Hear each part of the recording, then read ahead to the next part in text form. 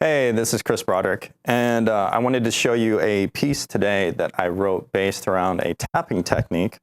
It's basically from all of the influences that I had heard of great pianists playing on their pianos, and a lot of my two-handed technique is actually borrowed from a lot of those pianists. But it's the idea of taking arpeggios up in sequences of fourths and really in any type of sequential pattern that you want, that sometimes with a picked or left-hand fingered pattern can be quite difficult.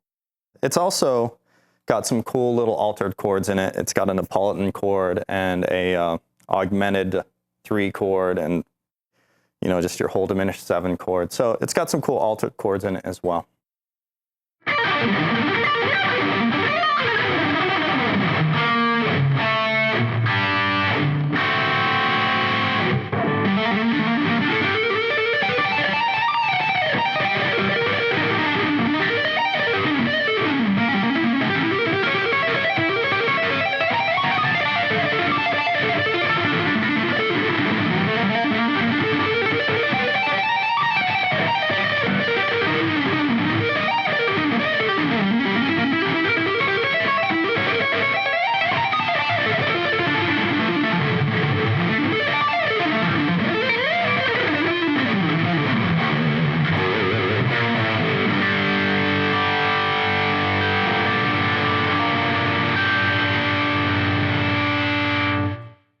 I'm going to show you how the first half of that is played.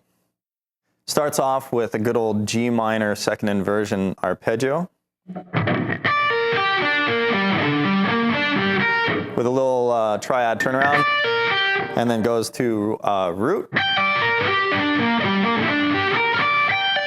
with another little triplet on the top, and then it goes into a G minor scale,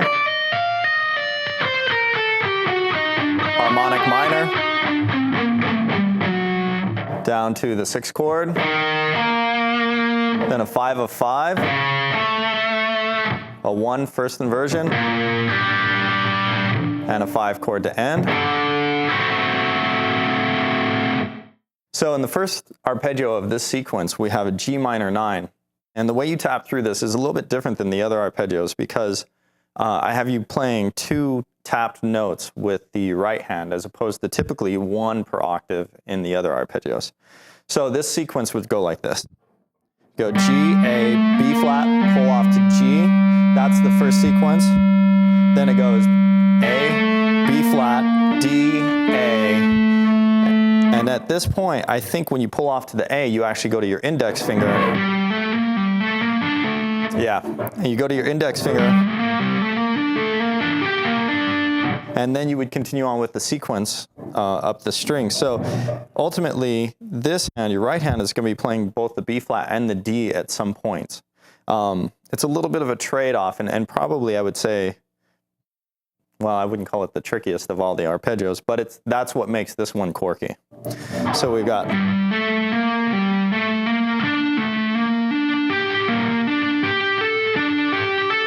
And at this point, this is where everything repeats with the next octave.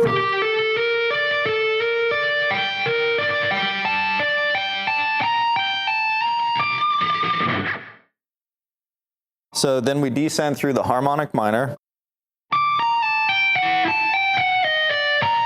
And at the B flat, at this tapped B flat, is where the next arpeggio starts, which is the Neapolitan chord in this key, which is E flat major 7. So we get...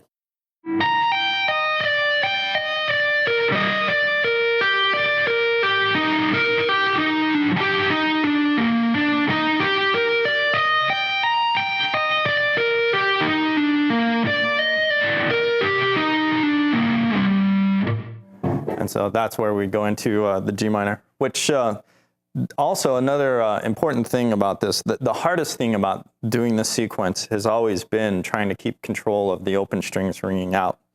The best advice I can give to that is to cut off the guitar neck. No. It's actually to use the palm of your hand as much as you can and keep it over the strings that you're not playing. So as I'm playing, I try and keep the B and everything below it muted as well as I can. It's a difficult task, and again, to me, it's what makes this piece so difficult to play. So